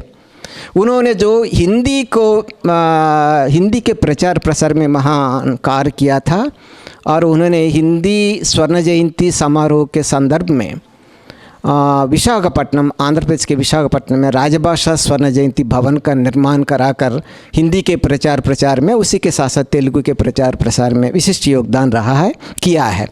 तो इस प्रकार भाषाविदों के साथ साथ राजनीतिज्ञों का भी हमें सहयोग ज़रूरत होती है भाषाओं के विकास में। और जहाँ तक जो हिंदी और तेलुगु का अंतर संबंध है, जिस प्रकार राघवेंद्र साहब ने कहा था, सो जो उत्तर भारत से दक्षिण भारत में बहुत सारे जो पुराने काल में जो राजाओं के काल में जो इन्वेजन्स हुआ करते थे, मोहम्मद बिन तुगलक और खिलजी, इनके जो इन्वेजन्स दक्षिण भारत में हुआ करते थे, उस समय भी बहुत सारे जो शब्द हिंदी के दक्षिण भारत पहुंच गए हैं, और ख़ासकर तेलंगाना में, कर्नाटक में इनके शब्द बहुत सारे जो प्रचलित हो गए हैं। और हिंदी और तेलुगु, उर्दू और तेलुगु और उसके साथ साथ हिंदी भी, उनके कुछ शब्द मिलकर दक्कनी हिंदी का रूप ले लिया है। तो इसलिए हम सब जानते हैं कि दक्कनी हिंदी हमें जो पाठ्यक्रमों में भी मिलता रहता है। और इस दक्कनी हिंदी में जो खासकर जो तेलुगु और गुलबर्गा प्रांत के जो कर्नाटक के, वहाँ बहुत सारे शब्द आपको उर्दू और हिंदी मिक्सड और लोकल लैंग्वेज मिक्सड शब्द मिलते हैं। जिस प्रकार अभी हमारे राघवेंद्र जी ने कहा था, मैंने नोट किया था, कामा किसी का और कासा किसी का। सो जो काम जो शब्द है उसको कामा कर लिया है। तो इस प्रकार उच्चारण में थोड़ा फ़र्क होता है। जैसे जो यदि आप हैदराबाद आएंगे, तेलंगाना कभी आएंगे तो आप सुनेंगे, क्योंकि क्यों के लिए कैकू बोलते हैं। आपको यह कैकू चाहिए, आपको यह क्यों चाहिए बोल तो कैकू, ऐसा जो उसका शब्द का प्रयोग होता है। और आप धीरे धीरे चलिए बोले तो उसको हल्लू हल्लू चले, हल्लू मीन स्लो। तो ये भी एक कॉइंड शब्द है, दक्कनी हिंदी में आपको मिल जाती है। और इसी प्रकार मैं आता हूँ के लिए मैं आतू हूँ, मैं आतू, बस वहाँ हूँ नहीं रहता है। मैं जाता हूँ के लिए मैं जातू। तो इसी प्रकार जो उसका अंत होता है, मुझे लगता है मुझे स्लिप जल्दी दिया गया है तो फिर भी मैं समाप्त करने के लिए कोशिश करूँगा। तो मैं यह कहना चाहता हूँ, क्योंकि तेलुगु और हिंदी का अगर उदाहरण कुछ दें, समझाइतलेदा, समझना मीन्स एक्चुअली अंडरस्टैंडिंग। तो तेलुगु में बोलते हैं कि क्योंकि तेलुगु है शब्द, उसको तेलुगु में कन्वर्ट कर ले, समझाइतले, are you not understand, don't you understand, समझाइतलेदा, ऐसा जो कहते हैं। तो इस प्रकार उदाहरण में बहुत कुछ मिलते हैं। और इसी प्रकार जहाँ तक आप मनोरंजन की बात लेते हैं, और मनोरंजन जो फील्ड है, क्षेत्र है, उस जो क्षेत्र ने भी भाषाओं के विकास में विशेष योगदान दिया है। उसी प्रकार तेलुगु का भी विकास में मनोरंजन का क्षेत्र का योगदान रहा। जैसे यदि हम कहें, जो तेलुगु के जो शब्द हिंदी गानों में मिलते हैं और हिंदी के शब्द तेलुगु गीतों में मिलते हैं। जैसे आप देखें, एमैया वस्तावया मैंने दिल तुझको दिया, यमया वस्तावया रामया वस्तावया मैंने दिल तुझको दिया। तो यहाँ उसी रिदम में मैंने दिल तुझको दिया उसको उन्होंने मिक्स कर लिया है। तो इसी प्रकार जो नाटू नाटू आजकल जो ट्रिपल आर के जो गीत आए हैं उसमें भी और हिंदी और तेलुगु के शब्द बहुत मिलते हैं। तो इस प्रकार एक्चुअली मनोरंजन भी एक प्रकार तेलुगु और हिंदी के विकास में योगदान दिया है। और जहाँ तक जो व्याकरण का अंतर संबंध है तो तेलुगु में ए और हिंदी में ए और ए आई के लिए एक ही शब्द है। ए और आई के लिए एक ही शब्द का उच्चारण होता है, जबकि तेलुगु में आपको तीनों अक्षर मिल जाते हैं, ए ओ सॉरी ए आई। उसी प्रकार आपको हिंदी में ओ और औ के लिए एक ही शब्द मिलता है। आप तेलुगु में ओ औ एक तीन शब्द अक्षर अलग अलग है। तो इस प्रकार थोड़ा संबंध में थोड़ा फर्क है। तेलुगु को उस हिसाब से मजबूत कहते हैं। और इसी प्रकार लिंग भेद में भी तेलुगु में नपुंसक लिंग मिलता है, आपको हिंदी में केवल पुल्लिंग और स्त्रीलिंग मिलता है। इसलिए कभी कभी हमें जो निर्जीव वस्तुओं को डालने में आपको हिंदी में कभी कभी दिक्कत होती है। तो इस प्रकार देखने से जो भाषाओं के संबंध में हिंदी और तेलुगु की यदि हम तुलना करें तो कुछ हद तक तेलुगु को हिंदी से भी बहुत ही सुदृढ़ भाषा कही जा सकती है। और उसके अलावा जहाँ जो अंतर संबंध की बात है तो शब्दों में एक समरूप शब्द भी है। तेलुगु और हिंदी के जो उपन्यास जो होता है हिंदी में नॉवेल कहते हैं और तेलुगु में भाषण कहते हैं।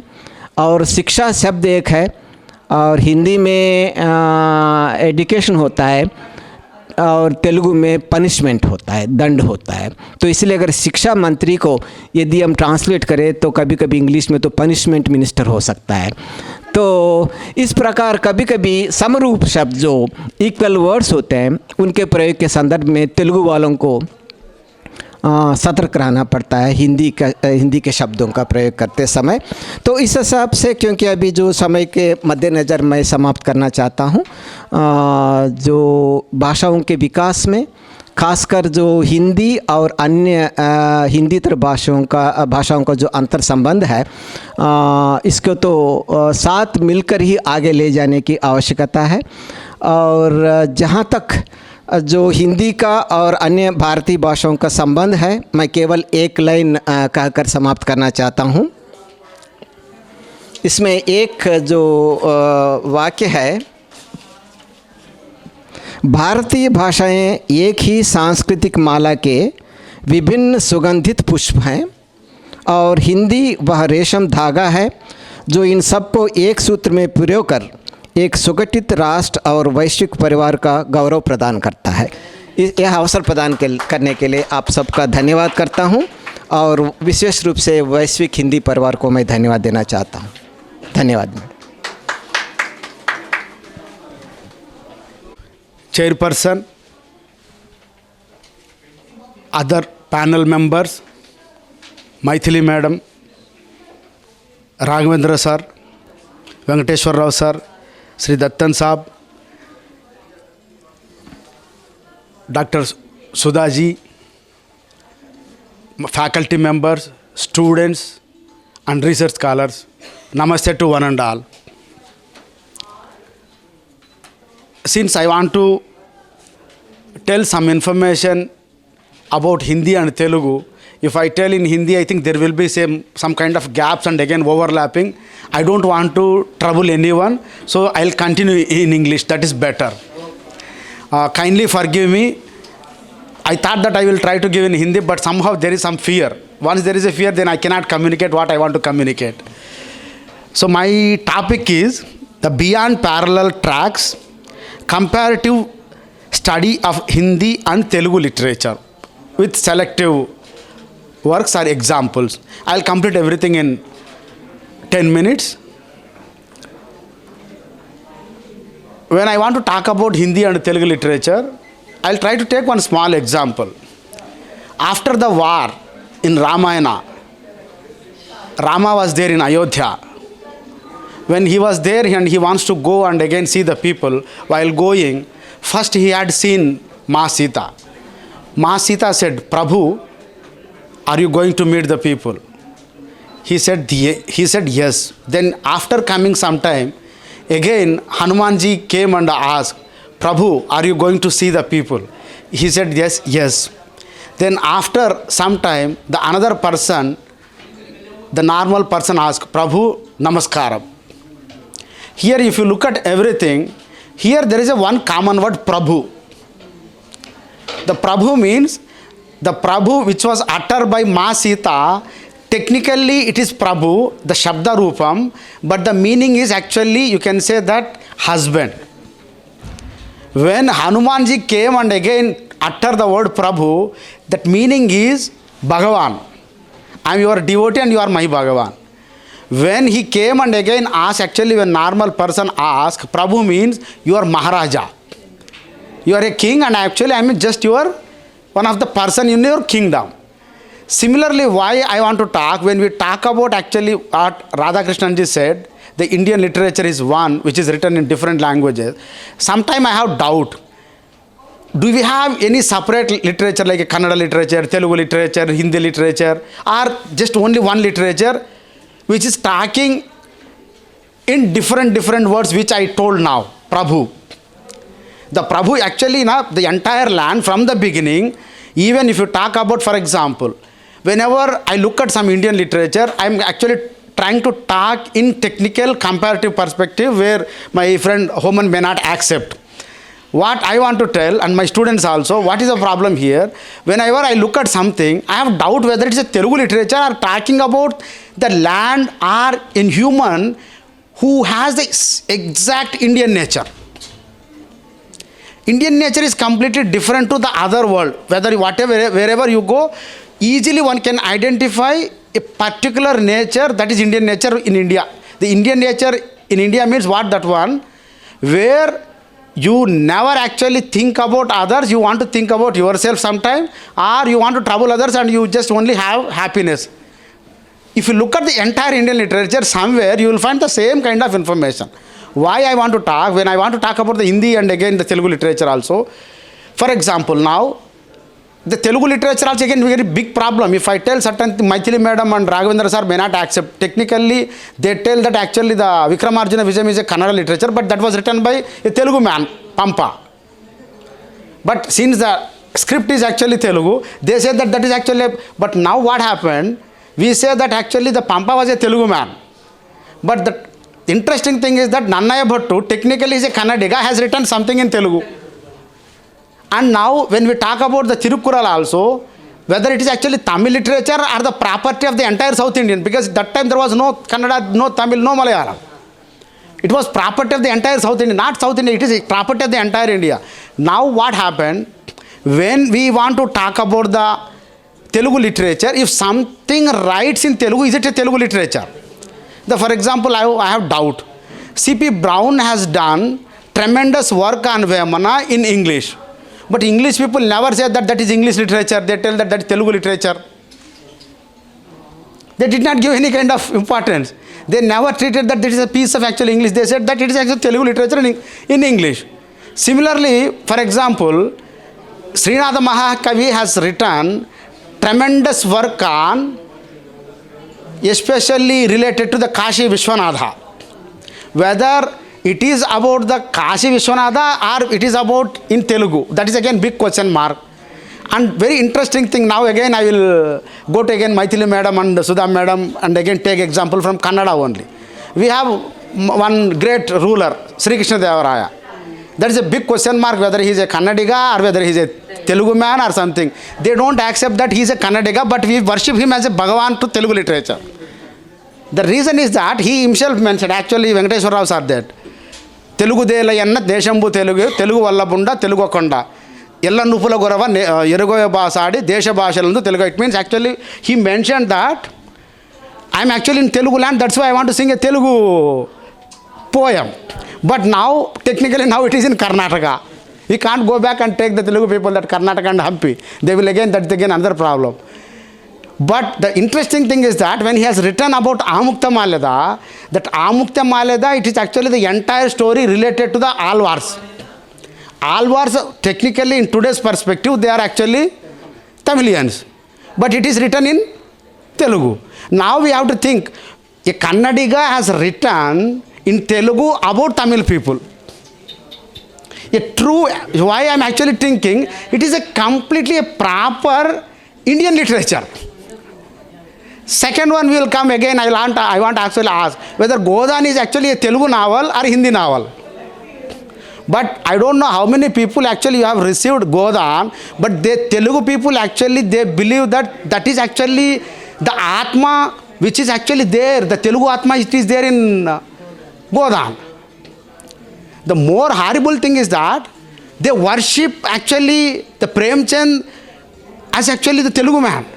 They have we have the entire compilation of again his writings in Telugu. I don't know number of actually, at least minimum to minimum, according to me, 6 translations are available, only one piece, masterpiece. Because just now imagine, and when we want to talk about again the same thing, the entire India is connected through only one thing. Our Vedas, Itihasa, Purana. If you talk about these 4 or 3 genres, especially the Purana, Itihasa, Vedas, now there is a big question mark. Rama belonged to Ayodhya, Rama belonged to actually South India. What is the problem? I don't know how many Ramayanas are available in Hindi, but I can simply say that recently, 24th September, they released 12 Ramayanas on one single day. And when we look at the entire 12 Ramayanas, recently I have seen, when there was actually, every book, itna mota, I thought that even one can use as a big pillow. I really surprised that how they received. Because when you look at actually Ramcharitmanas, nowadays I don't know how many Ramcharitmanas translations and commentaries are available in Hindi, but in Telugu, at least minimum to minimum, according to my knowledge, there are minimum to minimum 15 to 20. Only on Ramcharitmanas commentary. If you receive actually the Rama and Krishna, the problem is that technically we say that Rama belongs to Ayodhya. Ayodhya is completely pure Hindi belt.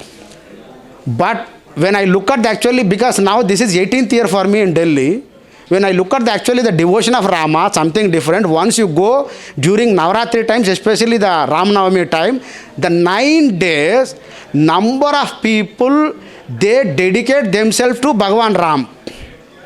They believe that Rama Namam is more powerful, or Rama Banam is more powerful. When they say that Rama Namam is more powerful than even Rama Banam. Just imagine, when I have seen here now, here only bhakti is there. But once you go to actually the entire South India, dedication is there. So now you just imagine whether, and why we want to talk, when we want to talk about Hindi and Telugu or any South Indian language, one thing we have to remember. When you want to talk about the Indian literature, now for example, when it is there, when our body is there, if you ask right hand is important or left hand is important, right eye or left eye means that is a big question mark.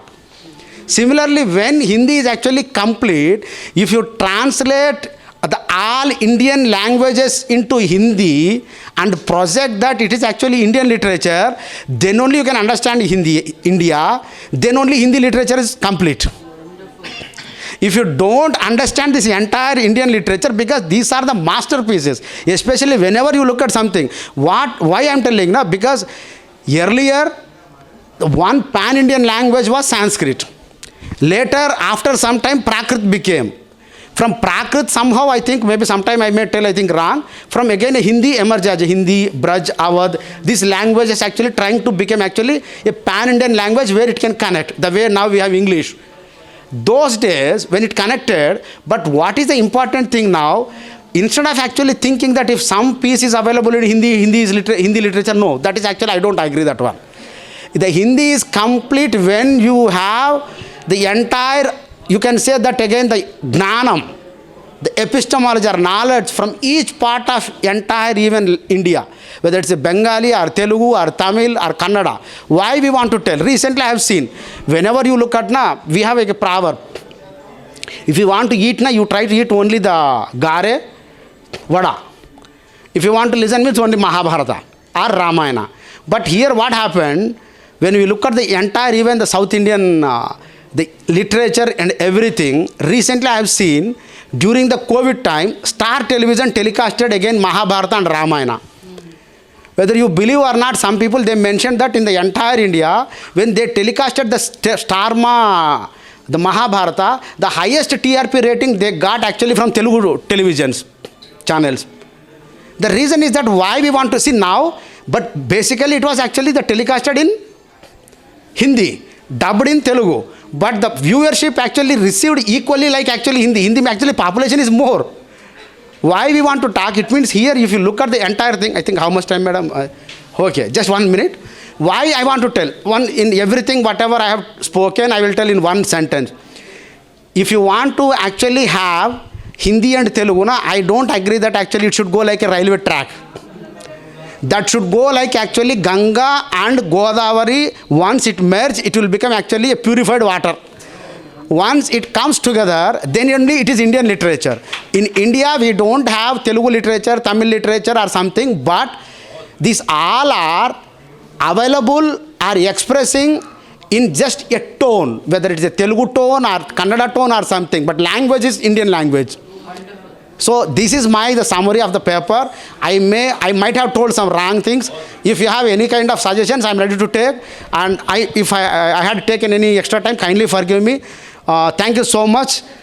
Once again, especially to Sudha madam and Narmada madam. And once again, thanks to everyone.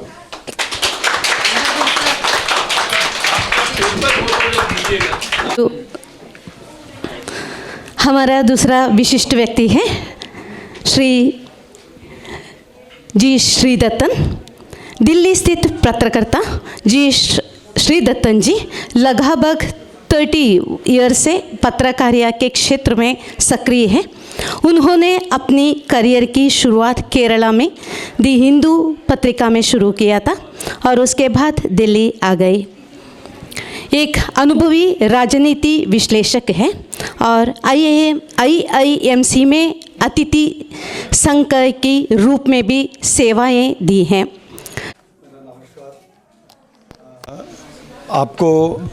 आपको chit देने की नौबत नहीं आएगी। मैं I will complete in 10 minutes. अच्छा, मैं पहले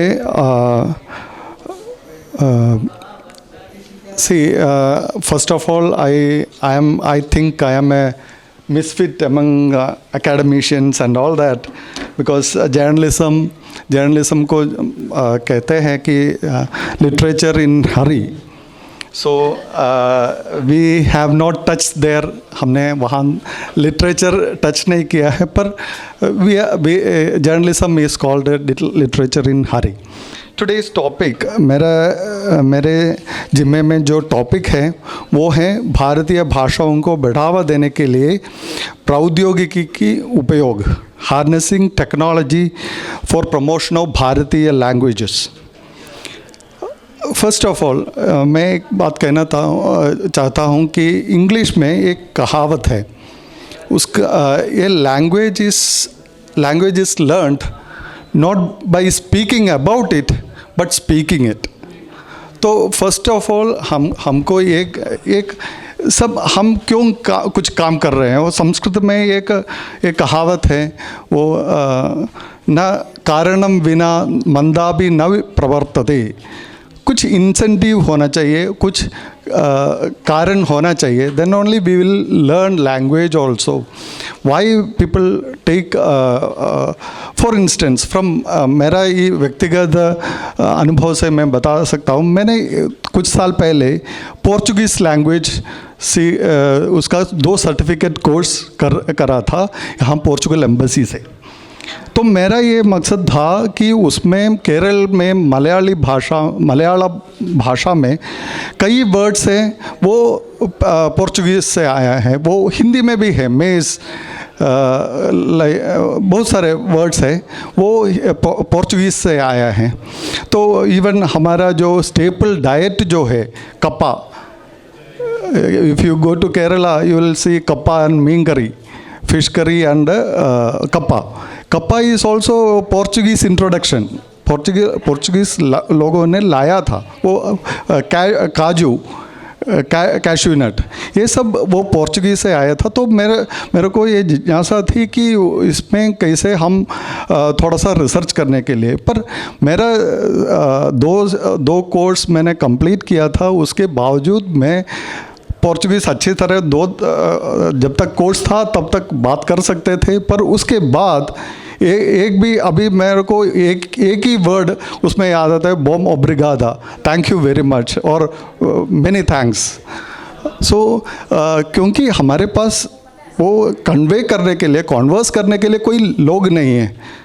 एक प्रीस्ट था, वो गोवन था, उनसे मैंने कोशिश किया था, पर he was also not available always. तो इसलिए तो अभी जो ये चैलेंज है हमारे पास, ये कॉन्वर्सेशन और इम्प्रूवमेंट करने का कोई ऑप्शन नहीं है। तो अभी उसी जगह पे हमारा जो टेक्नोलॉजी आता है, आजकल आपको कोई भाषा लर्न करना इतना इजी हो गया है, भारतीय भाषा हो कोई भी भाषा हो, आपको लर्न करना इतना ऐप्स अवेलेबल है। और उसमें मैं कुछ अभी when I was coming, my wife is a government employee, so she was saying that there is Samvad portal है, so you can get all information what is happening in all over India from that. अभी पहले तो 1947 के बाद एक जो अभी for the last 7 decades हमने जो पॉलिसीज़ अडॉप्ट किया था, इंडियन भाषा में कुछ नहीं है, ओनली इंग्लिश इस जो वर्ल्ड लैंग्वेज है उसमें सारा लिटरेचर है, सब में है। तो if we look into our own wealth of literature, that even the British also understands. अभी आजकल आप देखिए बुकर अवार्ड भी आप देखिए वो ट्रांसलेटेड वर्क्स के लिए देते हैं। तो there is a lot of, and हमारे पास एक पूरा एक वेल्थ पड़ा है, रेपोजिटरी पड़ा है। And we have like Bhairappa, some novels which are very, we can communicate with the world. Actually, in a better way, we have better understanding of we have better traditions, we have lot many stories to tell. तो हम अभी this is the right time. We have to encourage our languages, हमारा जो regional languages है, वो भाषा है, प्रादेशिक भाषा है, उसको प्रमोट करना है। एक लास्ट में मैं एक और चीज़ बताना चाहता हूँ, how other people promote their language. वो मेरे बेटी है, वो उनको एक अवार्ड मिला था, वो मैं sorry I am always using my own examples, but why this is very close to me because I have experienced it, that is why I am saying. वो रॉयल कॉमनवेल्थ ऐसे कंपटीशन में school से वो उनको award मिला था, and British government ने पूरा उनका वहाँ पर लेके गया, and she was able, I since she was minor थी, तो इसलिए मेरे को भी लेके गए थे, और हमने सारा वहाँ का स्पीकर हो, वहाँ का टॉप जर्नलिस्ट हो, इंडिपेंडेंट का एडिटर था, उनसे सारे वार्तालाप करने का अवसर दिया है। और उसके बाद उन्होंने सबसे एक इंटरव्यू था, उसमें उन्होंने पूछा कि आप ब्रिटिश कल्चर के बारे में क्या देखा है, ब्रिटिश कल्चर के बारे में आपको क्या ये है। So they and the queen award gave the award also. So you can imagine how they sort of promote their language, their culture and all that. So this, I am coming to that point. There are a lot of apps which are available, which I think I don't want to take much of time, but एक ही इसमें मैं conclude करना चाहता हूँ कि ये जो है ना, वो इसके लिए गवर्नमेंट भी एक एक आम लोग हम जैसे भाषा को जो प्यार करते हैं, एकेडमिशियंस हो, उनका एक रोल है। Equally there is a role for the state. इसमें इसको we have to build the tempo, we have to create opinion, and then the state has to act, and state has to first of all believe that Indian languages are worth, Indian languages are rich, and India can take it forward also. Then there will be a lot of change that will happen. I'm sorry, I shifted to English also. Thank you so much. എല്ലാവർക്കും നന്ദി, നമസ്കാരം.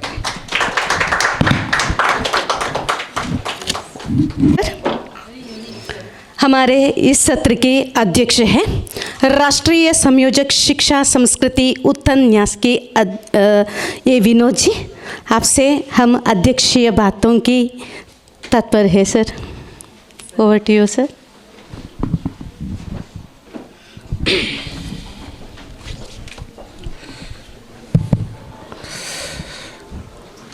എല്ലാവർക്കും നമസ്കാരം. सभी को नमस्कार, नमस्कारा, वनकम। इस अध्यक्ष भाषण को समाप्त करेंगे, समय कुछ हम पीछे चल रहा है। एक तो सभी वक्ताओं ने कहा, वो मैथिली जी ने भैरप्पा जी का जीवन और साहित्य योगदान विषय लेकर और बाकी अपने भाषाओं के परंपरा को लेकर कहा है। सभी भारतीय भाषाओं को एक उज्ज्वल परंपरा है। ये परंपरा का आधार, आत्मा हमारा संस्कार है।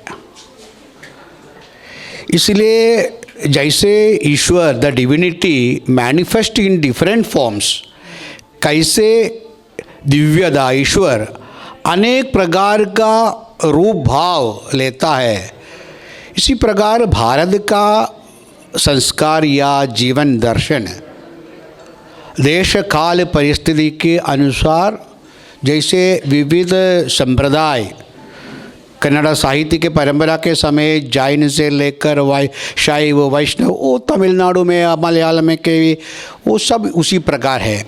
उसी प्रकार उसका आत्माविष्कार, आत्मा का आविष्कार, अनफोल्डमेंट उसी काल में अपनी भाषाओं का भी विकास हुआ है।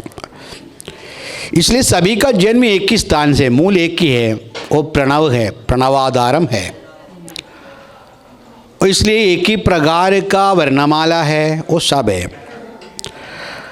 और मुख्य उद्देश्य समाज, लोक जनता, समाज के आवश्यकता को पूर्ति के लिए ये नया प्रयोग शब्दों का, इसके लिए कोई भाषा, भारतीय भाषा दूसरे भाषा को विरोध नहीं किया है, लेकिन संपन्न किया है।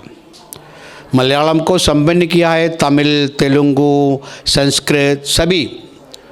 उसी प्रकार ये आदान प्रदान का एक परंपरा हमको देख सकता है।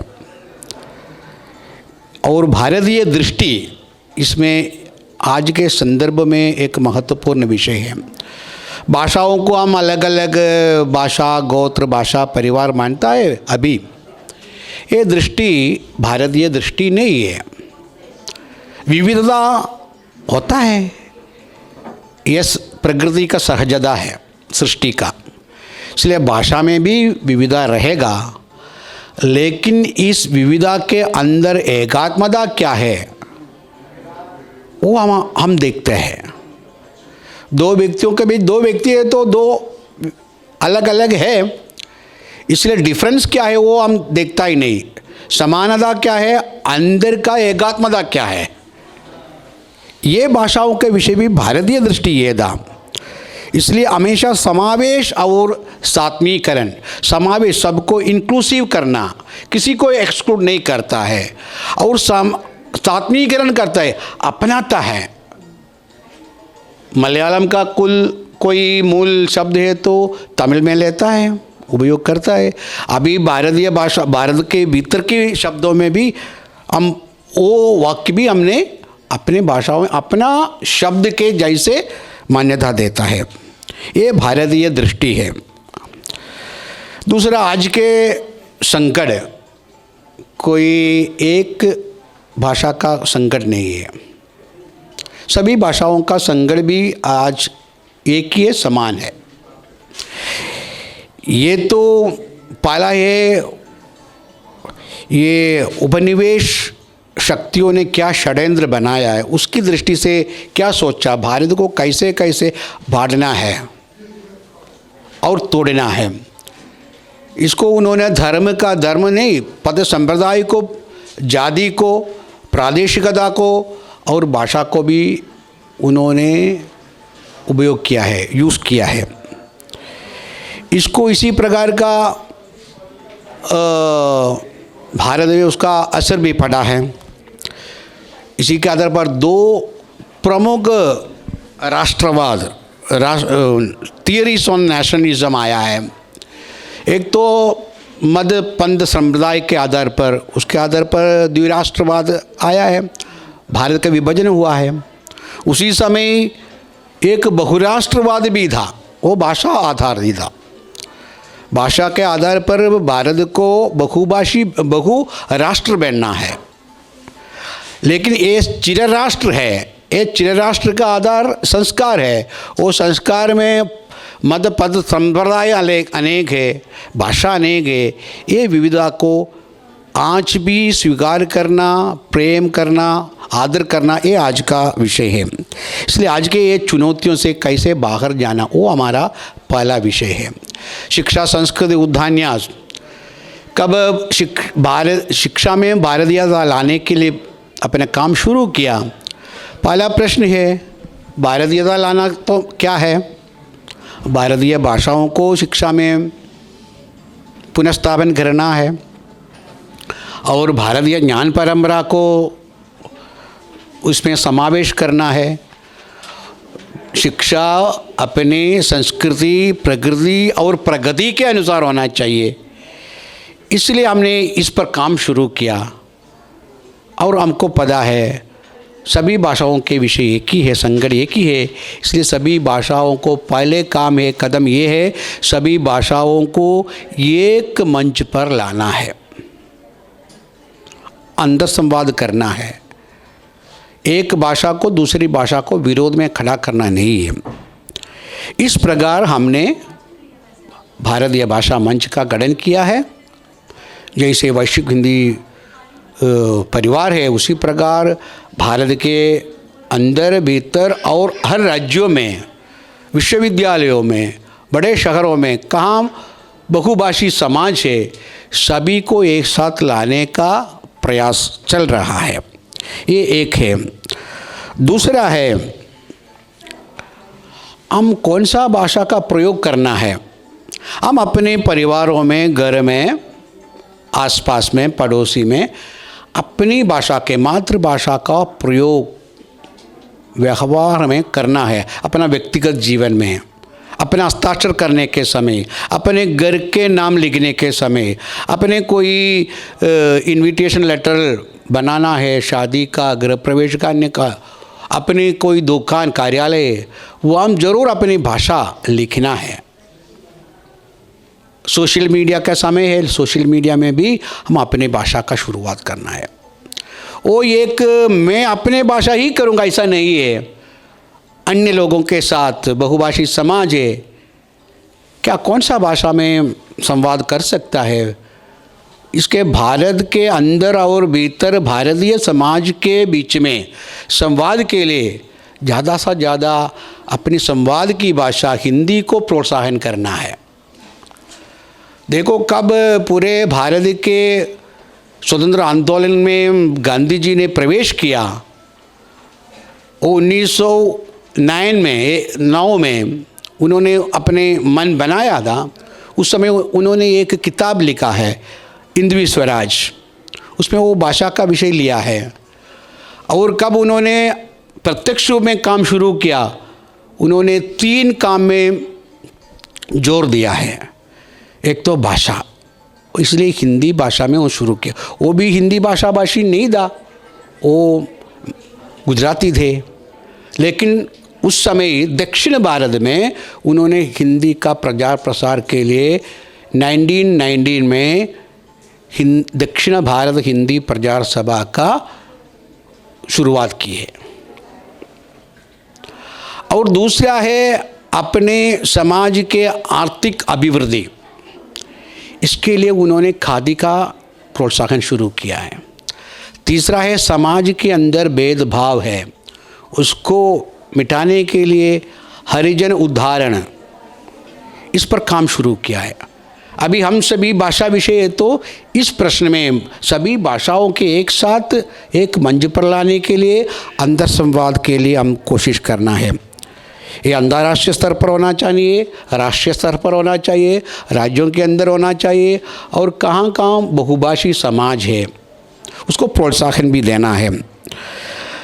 और अकादमिक दृष्टि से भारतीय भाषाओं के एकात्मता, भारतीय भाषा एक परिवार का है। परिवार के अभी परिवार के रचना में क्या है सोच, मैम कोई भाषाविद नहीं है, लिंग्विस्टिक भी नहीं है, वो ग्रामर के आधार पर जाता है। ग्रामर अलग है, भाषा अलग अलग बन गया, ग्रामर अलग है। इसलिए उसके अंदर का भाव क्या है, आत्मा क्या है, उसमें जाना है। और भारतीय भाषाओं के एकात्मता और उसी आधार पर उसका एक परिवार, इसमें अकादमिक काम, शोध और विमर्श खड़ा करने के लिए हम कोशिश करना है। इसमें एक केवल देश भर में नहीं, विश्व में एक बड़ा जन जागरण का अभियान, आपने अभियान के बारे में कहा, अभियान करना है। और कहाँ कहाँ भारतीय भाषाओं अभी बाहर है शिक्षा में, कर्नाटका हाईकोर्ट के जजमेंट के कारण प्राथमिक शिक्षा भी वहाँ कन्नड़ा में नहीं है। इसके कारण पूरे भारत में, प्रमुख रूप से दक्षिण भारत में कैसे उसका असर पड़ा है, मैं एक छोटा उल्लेख करना चाहता हूँ। तेलुगु भाषी लोग 8.11 है, इसमें जनसंख्या तो 6.7 है, लेकिन गत 2 दशकों में कन्नड़ा मीडियम का नुकसान 17.89% का है, ये आपका हाईकोर्ट का जजमेंट के बाद। और मलयालम के 3.48% मलयाली है, इसमें नहीं मलयाली बोलने वाला है। केरल का जनसंख्या 2.88% है, केरल में 28% का कम हो गया अपनी भाषा मलयालम मीडियम में अध्ययन करने का। और तमिलनाडु में ये 17.15 हो गया। इस प्रकार दक्षिण की कन्नड़ा राज्य के एक हाईकोर्ट का जजमेंट के कारण इतना नुकसान हो गया। राष्ट्रीय शिक्षा नीति आया है, उसमें कहाँ है शिक्षा, केवल विद्यालय शिक्षा नहीं, उच्च शिक्षा, शोध, अनुसंधान, वो सब अपनी भाषा में भी होना चाहिए। और जैसे अपना प्रतियोगी परीक्षाएं, प्रवेश परीक्षाएं, ये सब स्थानों में होना चाहिए। उच्च शिक्षा के लिए किताब अपनी भाषा में होना चाहिए, इसका बड़ा एक प्रकल्प चल रहा है। ये सब के सहयोग करके पूरे भारत में कहाँ कहाँ हम अपना कर्म क्षेत्र है वहाँ इस प्रकार के अपनी भाषाओं के, कोई अन्य भाषा का विरोध नहीं, सभी भाषाओं के प्रेम से, आदर से स्वीकार करना, और अपनी भाषा और अपनी पूरे भारत के भाषा, सभी भारतीय भाषा राष्ट्रभाषा है। कुछ प्रयोग भी ऐसा बनाया है, हिंदी को ही राष्ट्रभाषा कुछ समय हमने ऐसा बोला जाता थे, हिंदी राष्ट्रभाषा है, बाकी सब भाषा क्षेत्रीय भाषा है। नहीं, भारत के सभी भाषा भारत का राष्ट्रभाषा, राष्ट्रीय भाषा है। और राज्य भाषा है, सभी अनुसूचित में कितना भाषा है, अभी 22 है ना, वो भी बढ़ सकता है। और संपर्क के लिए भाषा चाहिए। संघ का एक भाषा है और संपर्क के भाषा के रूप में अभी हिंदी का ज़्यादा है, कोई दूसरा हो सकता है, संस्कृत हो सकता है, तमिल हो सकता है, कौन सा भाषा इस प्रकार के आना है। सभी जैसे इसी सत्र में या दूसरा सत्र में एक उल्लेख किया है, जैसे मोदी जी ने NEP के फर्स्ट ईयर एनिवर्सरी में ऐसा भाषण दिया, कब एक कोने के समाज, एक पहाड़ी क्षेत्र के कुछ लोग बोलने वाला बोली, कब वो बोली भी सभी भारत के माने में उसका अर्थ क्या मतलब है वो अपने आता है। वहाँ तक भाषाओं, सभी भाषा सीखने के लिए अध्ययन करने का प्रयास हम करना है। इतना 4-5 बिंदु, इसलिए शिक्षा के साथ साथ जोड़ना है रोजगार का एरिया, विधि और न्याय के एरिया, और अपने क्या है शासन प्रशासन, इस सभी जगत में भारतीय भाषाओं को पुनर्स्थापन करने के लिए कोशिश करना है। लड़ने के लिए नहीं, जोड़ने के लिए होना चाहिए। इतना इस प्रकार अपनी ये तीसरी अंतर्राष्ट्रीय भारतीय भाषा सम्मेलन और उसमें दक्षिण भाषाओं का, पूर्वोत्तर भाषाओं का, पश्चिमी भाषाओं का, इसी प्रकार का छोटा छोटा चर्चा हुई है। सभी ग्रुप में एक ही समाधान के और हमने चर्चा की, सब मिलकर इसी प्रकार का एक मंच में सभी को लाने के लिए प्रयास करना है, साथ जाने का प्रयास करना है। वो वेद काल से हमारा मंत्र ये है, क्या है, समानो मंत्र समिति समानी समानम। इस प्रकार भाषा को भी अपना, सभी भाषाओं का अपना भाषा समझकर आगे जाने के लिए सभी को ईश्वर दृष्टि दे और शक्ति दे, इस प्रार्थना से मेरा वाणी को मैं समाप्त करता हूँ। धन्यवाद। अंतिम क्षण में है हम। मैं धन्यवाद समर्पण के लिए नर्मदा कुमारी मैम से अनुरोध करती हूँ।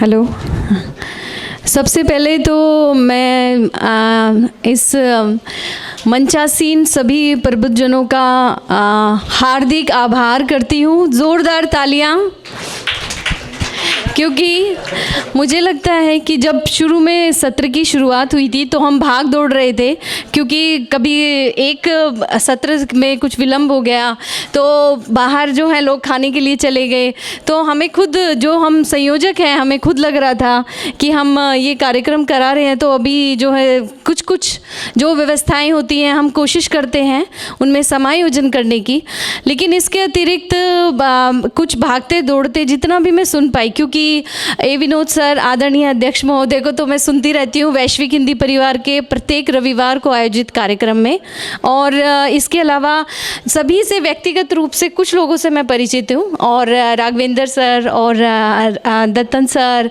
Maithili ma'am, Venkateshwara sir, Venkat sir, सभी का मैं दिल से हार्दिक धन्यवाद करती हूँ कि आपकी उपस्थिति ने, क्योंकि भारतीय भाषाओं को जोड़ने के लिए जिस तरह से हम मिलजुल के काम करते रहते हैं, मुझे लगता है आज संख्या अगर अधिक भी नहीं है, अगर 8 लोग भी हैं, किसी 2 पे भी कोई असर हुआ तो शायद हम इस कार्यक्रम में सफल हो जाएंगे। तो इसी बात के साथ मैं समाप्ति की ओर चलती हूँ, और हार्दिक आभार और हार्दिक धन्यवाद।